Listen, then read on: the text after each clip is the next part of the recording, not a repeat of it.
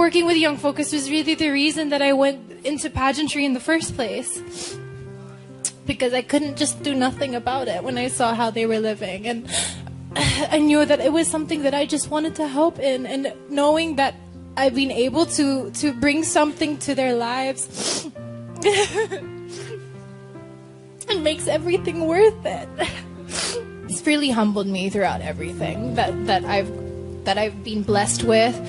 Because it reminds me why I'm here, why I have this opportunity. It's not just for myself, it's for my country. Competing for Miss Philippines, I really just feel like I'm a candidate. I'm not representing my country just yet. So when I do get the honor of knowing that I'll wear a Philippine sash, I really wanted to embody it in every aspect. So even as a Miss Philippines, in my wardrobe, I wanted to showcase the Filipino textiles, our fabrics, our silhouettes, and our symbolism. And I researched about our culture and our history, and you know, there was so much more weight to it. It wasn't just, I'm candidate number this, I'm a Miss Philippines, and this sash is not just lettering, it's a country. So there was that weight. Yeah, so of course I grew up in Australia and I found myself in the Philippines. I had never experienced poverty firsthand. Like, of course, I've seen it on the TV, on the news, on social media feeds, but when I was able to experience it myself, like being there and seeing it and sensing it with all of my senses and just seeing the reality of it, it impacted me so strongly.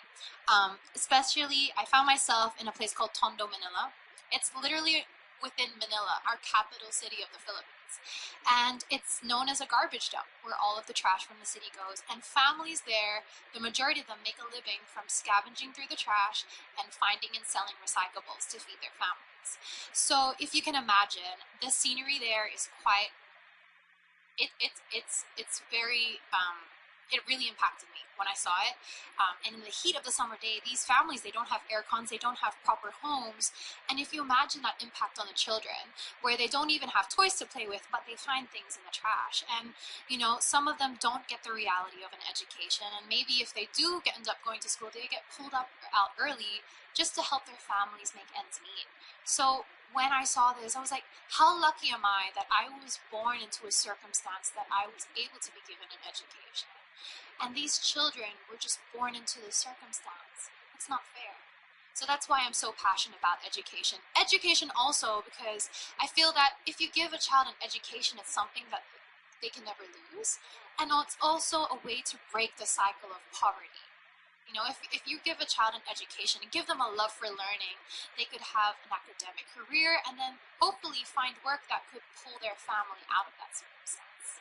So I work with an organization called Young Focus Philippines, and they give free education and free access to quality education. There was a study that was released while I was competing in Thailand where 7 out of 10 Filipino children don't have dreams. The #1 reason was because no one believed in them. Poverty was 4th. So it's actually a lack of support system.